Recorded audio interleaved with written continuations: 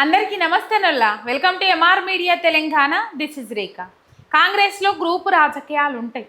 ఏ గ్రూపును ఒక గ్రూపుకు తెలవకుండా ఇంకో గ్రూపును అంతగానం సపోర్ట్ చేస్తుంది ఢిల్లీ అధిష్టానం.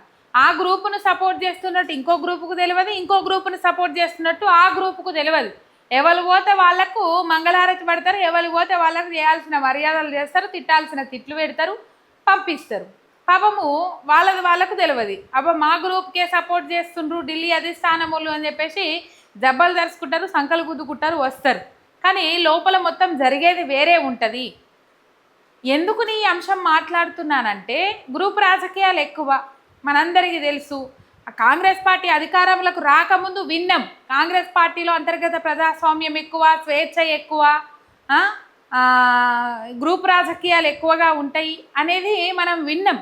కానీ కాంగ్రెస్ పార్టీ అధికారంలోకి వచ్చిన తర్వాత కళ్ళకు గట్టినట్టు చూస్తానే ఉన్నాం. తెలంగాణ ప్రాంతంలో మనం ఎవరి లల్లులు కొట్లాడలు ఎవరి వాళ్ళకే ఉన్నాయి, ఎవరి చౌడాలు వాళ్ళకే ఉన్నాయి, ఎవరి దన్నుకురుడు వాళ్ళదే ఉన్నది. ఇక వీళ్ళట రాష్ట్రంలో మంచి పాలన చేస్తారట, ఆయన ప్రజాపాలన అందిస్తారట. రైట్, ఆ ముచ్చట పక్కకు పెడితే ఒక్క సబ్స్క్రైబ్ చేసుకోండి. మీ ఒక్క సబ్స్క్రైబ్ నాకు ఎంతో బలాన్ని ఇస్తుంది. అండ్ చూస్తే ఒక లైక్ కొట్టుర్రి, అట్లనే షేర్ కూడా చెయ్యండి. ఇక మనం ముచ్చట్లకు పోతే 5 నెలల్లో తెలంగాణ సీఎం చేంజ్ అని చెప్పేసి నేను ఈ హెడ్డింగ్ పెట్టిన. దాదాపు డిసెంబర్ లోపు ఒక రిపోర్టు రాబోతా ఉన్నది. అది ఒక సంచలనమైన రిపోర్టు. ఇక ఆ రిపోర్టే ఫైనల్ చేస్తుంది రేవంత్ రెడ్డి ముఖ్యమంత్రి స్థానంలో ఉంటాడా, లేకపోతే రేవంత్ రెడ్డి దగ్గర నుంచి పదవి తీసుకొని ఇంకా ఎవరికైనా అప్పచెప్తారా అనేది ఆ రిపోర్టే ఫైనల్ చేస్తుంది. ఇక మరి అప్పటి వరకు రిపోర్ట్ వచ్చినా సుతా రేవంత్ రెడ్డి ఏమైనా గ్యాంబ్లింగ్ చేస్తాడా, లేకపోతే ఎట్లకన్నా పోతా అని చెప్పేసి బెదిరిస్తాడా, లేకపోతే నా బలం ఇది అని చెప్పేసి నిరూపించుకుంటాడా అనేది తెలియదు. అది సెకండరీ థింగ్. కానీ మొత్తం మీద ఈ 5 నెలల్లో రాబోయే రిపోర్టే రేవంత్ రెడ్డి ముఖ్యమంత్రి పీఠంలో ఉంటాడా, లేకపోతే రేవంత్ రెడ్డిని ముఖ్యమంత్రి పీఠం నుంచి దించేస్తారా అనేది డిసైడ్ కాబోతా ఉన్నది. మొన్న ఢిల్లీ అధిష్టానం మీటింగ్ పెట్టింది. ఆ మీటింగ్లో చాలా అంశాలు చర్చకు వచ్చినాయి. ఇక వాళ్ళ బాధలు చెప్పుకున్నారు, వాళ్ళ బాధలు వీళ్ళు విన్నారు, వీళ్ళ బాధలు వాళ్ళు విన్నారు, అంతా నడిచింది. ప్రజల బాధలు అయితే అక్కడ ఎక్కడా కనబడినట్టు మనకు కనవల్లే.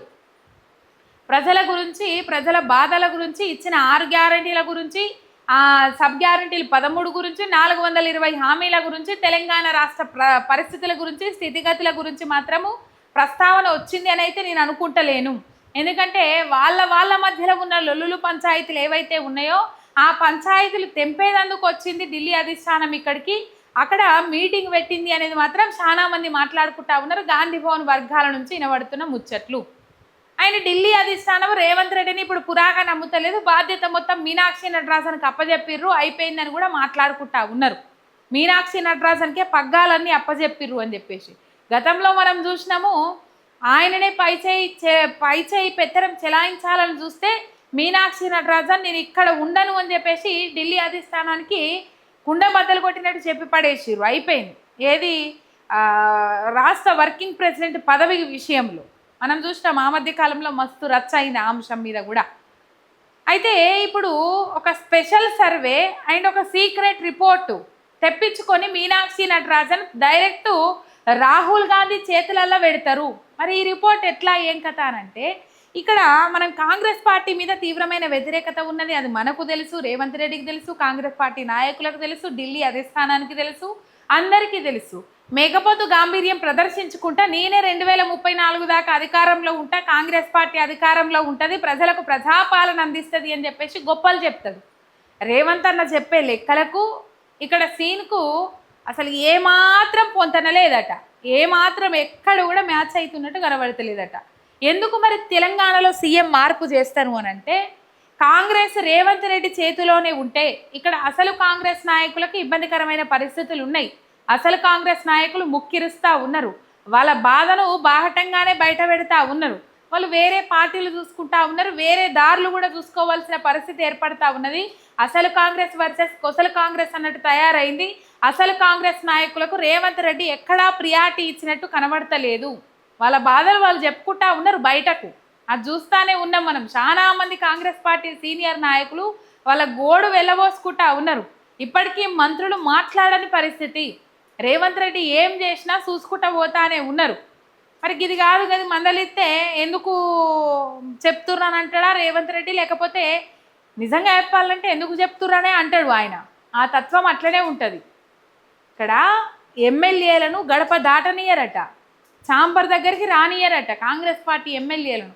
ఒకవేళ ఏ ఎమ్మెల్యేనైనా వస్తే గడప దగ్గరనే చెప్తారట, ఆయనకు ఉచిత సలహాలు ఇవ్వద్దు మీరు, ఆయనకు ఉచిత సలహాలు ఇస్తే నచ్చది, మీరు ఆయనతో చెప్పి ఆగమయ్యేరు, అసలు చెప్పనే చెప్పద్దు, హాయ్ అంటే హాయ్, బాయ్ అంటే బాయ్, కథం bye bye tata goodbye చెప్పి రారి అంతే అని చెప్పేసి గడప దగ్గరనే చెప్తారట. మరి ఎందుకు చెప్తారు ఏం కథ తెలియదు. రేవంత్ రెడ్డి వాళ్ళని నమ్ముతాడని చెప్తారా, లేకపోతే మమ్మల్ని మా మీద నమ్మకం పెంచుకోడు, మేము చెప్పిన మాటలని అబద్ధాలని అనుకుంటాడు, ఎమ్మెల్యేలు పోయి నిజాలు చెప్తే ఆగమవుతుంది అనుకుంటారా తెలియదు. కానీ మొత్తం మీద ఎమ్మెల్యేలు ఆయనకు సలహాలు సూచనలు ఇయ్యద్దు. మీనాక్షి నటరాజన్ ఒక సంచలనమైన నిర్ణయం తీసుకున్నది. ఆ నిర్ణయం ఏంటంటే, ఒక 10 ప్రశ్నలతోని ఒక ఫారం ఉంటుంది. ఆ ఫారాలు ఇప్పటికే ఎంపీలకు ఎమ్మెల్యేలకు పోయినాయట. ఆ ఫారాలల్లో ఫీడ్బ్యాక్, పాలన ఎట్లున్నది, హామీలు ఎట్లున్నాయి, ముఖ్యమంత్రి నడవడిక ఎట్లున్నది, మంత్రుల నడవడిక ఎట్లున్నది, ప్రజాపాలన మీద ప్రజలలో ఏ విధమైన అభిప్రాయం ఉన్నది, ఇట్లా ఒక 10 రకాల ప్రశ్నలతోని ఒక ఫారం అందజేస్తారు. ఆ ఫారము ఫీడ్బ్యాక్ అంతా నింపి మళ్ళీ మీనాక్షి నటరాజన్కి అందిస్తారు. ఆ సదరు ఎమ్మెల్యే కానీ ఆ సదరు ఎంపీ కానీ. మళ్ళీ దాని మీద పేర్లు ఉండయి. పేర్లు ఉంటే ఆగమవుతుంది కథ. మనందరికీ తెలిసిందే కదా, రేవంత్ అన్నను ఎవరైనా ఏమన్నా అన్న పుసుక్కున ఇక పగ పెంచుకుంటాడు, కోపం పెంచుకుంటాడు, ఆయన ఏం చేయాలనో గది చేస్తాడు. అసలు సహించలేడు ఎవరన్నా ఏమన్నా అంటే. అది నిజమే ఉండని, ఆయన వైపు తప్పే ఉండని, అసలు సహించడు కాక సహించడు. మనం అబ్జర్వ్ చేసినట్లయితే ఓటుకు నోటు కేసులో అడ్డంగా దొరికిపోయిన రేవంత్ అన్న ఒక్క మాట అననీయాడు దాని మీద కూడా. అట్లా ఇండైరెక్ట్గా కక్ష సాధింపు, పగ సాధింపు చర్యలు ఉంటాయి. అందుకనే ఆ ఫారాలు ఏవైతే ఉన్నాయో ఆ ఫారాల మీద ఫీడ్బ్యాక్ ఉంటుంది. ఆ ఫీడ్బ్యాక్ ఎవరు పంపిరని ఎమ్మెల్యే పేరు కానీ ఎంపీ పేరు కానీ ఉండదు. ఎందుకంటే గ్రూప్ రాజకీయాలు ఉంటాయని నేను చెప్పినా కదా. ఢిల్లీ అధిష్టానం దగ్గర ఎంతమంది పోయి మొరబెట్టుకున్నప్పటికీ కూడా చర్యలు తీసుకోకపోగా రేవంత్ రెడ్డి గురించి కంప్లైంట్స్ ఎవరైతే ఇచ్చిర్రో ఆ కంప్లైంట్స్ ఇచ్చిన పేర్లు ఇక్కడ రేవంత్ రెడ్డి దగ్గరికి వస్తుండే. కంప్లైంట్లు వీళ్ళు ఇచ్చిర్రు, వీళ్ళకి ఇట్లా ఇస్తుర్రు అని చెప్పేసి వాళ్ళ చెప్పిన వాళ్ళ పేర్లు ఎవరైతే ఉన్నాయో ఆ కంప్లైంట్ గురించి పరిగణలోకి తీసుకోకపోతుండే రేవంత్ రెడ్డి. అమ్మ నన్ను కాదని పోయి ఢిల్లీలో నా మీదనే కంప్లైంట్ చేసేస్తుర్రా అని చెప్పేసి ఫీల్ అవుతుండే. ఆ ఫీలింగ్లో పాపం ఇక్కడ వాళ్ళ మీద పగ సాధింపు చర్యలకు దిగుతుండే. ఫర్ ఎగ్జాంపుల్ జగిత్యాల నుంచి జీవన్ రెడ్డి, మల్లికార్జున ఖర్గే నుంచి రాహుల్ గాంధీ దాకా అందరికీ రాసిన లేఖలు ఉన్నాయి కదా. ఆ లేఖలు ఆయన పార్టీ మారుతా అనే సందర్భంలో బయట పెట్టిండు. అందుకని ఆయన మీద కోపం పెంచుకున్నాడు, పగ పెంచుకున్నాడు. మొన్న కొండా సురేఖ ఇక్కడ జరుగుతున్న ముచ్చట కడియం శ్రీహరి నన్ను ఇట్లా చేసిండ్రు, ఈ కథ నా ప్రమేయం లేకుండానే గుళ్ళ విషయంలో ఆయన అధికారులతో సమీక్ష ఏర్పాటు చేసి నిర్వహించిండు అని చెప్పేసి ఢిల్లీ అధిష్టానం దగ్గరికి పోయి కంప్లైంట్ ఇచ్చొచ్చింది. ఆ లేఖ బయటకు రాకుండా చూడమని టీపీసీసీ అధ్యక్షుడు చెప్పిండు. తర్వాత రేవంత్ రెడ్డికి కూడా లేఖ రాసింది కొండా సురేఖక్క. రైట్, ఇదంతా ఇట్లుంటుంది. ఇది ఒక సంచలనం అని చెప్పుకోవాలి. పలు నియోజకవర్గాలలో ఎమ్మెల్యేలకు అండ్ ఎంపీలకు ఈ ఫారం పోతుంది, వాళ్ళు ఫీడ్బ్యాక్ నింపిస్తారు. ఆ ఫీడ్బ్యాక్ కనుక రేవంత్ రెడ్డి పాలన మీద ఆశించినంత స్థాయిలో రిజల్ట్స్ లేకపోతే మాత్రం ఈ 5.5 నెలల్లో, అంటే ఈ 5.5 నెలలు అయిపోతే డిసెంబర్ నాటికి 3 ఏళ్ళు కంప్లీట్ అవుతుంది ముఖ్యమంత్రిగా రేవంత్ రెడ్డి పదవి బాధ్యతలు చేపట్టి. ఈ 3 ఏళ్లలో ముఖ్యమంత్రిని మార్చాలి అనే ఆలోచనలో ఢిల్లీ అధిష్టానం ఉన్నది. మరి ఏ విధమైన ఫీడ్బ్యాక్ రాబోతా ఉన్నది, ఇది రేవంత్ రెడ్డి కుర్చీని డిసైడ్ చేసే ఫీడ్బ్యాక్. మరి ఈ ముచ్చట బయటకు వచ్చింది కాబట్టి రేవంత్ రెడ్డి ఏ విధంగా నన్ను హ్యాండిల్ చేస్తాడా. ఇప్పుడు చూస్తున్నాం కదా మనము, ఒక్క సభకు 15 కోట్ల రూపాయలు ఖర్చు పెట్టుకుంటే ఎప్పుడైతే కర్ణాటకలో సీఎంను మార్చిండ్రు, కేరళలో ఒకరికి ఇస్తామని ఇంకొకరికి ఇచ్చిండ్రు, అక్కడ 2 రాష్ట్రాలు అయిపోయింది, అక్కడ పనేమి లేదు, పెద్దగా పట్టించుకోవాల్సిన అవసరం లేదు. ఇప్పుడు తెలంగాణ మీద దృష్టి పెట్టింది కాంగ్రెస్ అధిష్టానము. పాలన ఏ విధంగా ఉన్నది ఏం కథ అనే మరి ఇంకో అంశమో తెలియదు. కానీ ఈ రేవంత్ రెడ్డి ఇట్లానే కొనసాగితే మాత్రం కాంగ్రెస్ పార్టీ తెలంగాణ రాష్ట్రంలో భూస్థాపితం కాక తప్పదు. ఇంకో 30 సంవత్సరాలు కాంగ్రెస్ పార్టీకి తెలంగాణ ప్రజలు నమ్మి ఓట్లేయరు అని చెప్పేసి మెంటల్గా అందరు ఫిక్స్ అయినరు, డిసైడ్ అయినరు. ఏదో రేవంత్ రెడ్డి సభలు పెట్టుకుంటా కర్రుగాల్సి బీఆర్ఎస్ పార్టీలకు వాతలు పెట్టడానికి సిద్ధమవుతున్నా అంటారు. కానీ బీఆర్ఎస్ పార్టీ పుంజుకుంటుంది అని ఒకవైపు కాంగ్రెస్ పార్టీ నాయకులే చెప్తున్న పరిస్థితి, సీనియర్ మోస్ట్ నాయకులు చెప్తున్న పరిస్థితి చూస్తూ ఉన్నాం. మరి చూద్దాం, హ్యాండిల్ చేస్తాడా లేకపోతే నిజంగానే నిజమైన ఫీడ్బ్యాక్ అందిస్తారా. సర్వేలు కూడా చేపించుకున్నాడు రేవంత్ రెడ్డి, ఇంటర్నల్ సర్వేలు. ఆ సర్వేలలో కూడా బీఆర్ఎస్ఏ పుంజుకున్నది, బీఆర్ఎస్ఏ మళ్ళీ అధికారంలోకి రాబోతా ఉన్నది అని చెప్పేసి ఆయన ఇంటర్నల్ సర్వేలో కూడా అవే ముచ్చట్లు బయటకు వచ్చి నేను ఒకవైపు బీఆర్ఎస్ పార్టీ నాయకులు చెప్తా ఉన్నారు. ఈ ఇంటర్నల్ సర్వేతో పాటు ఈ ఫీడ్బ్యాక్ రిపోర్ట్స్ వచ్చిన తర్వాత మరి ఏ విధంగా వస్తుంది ఏం కథ అనేది చూద్దాము.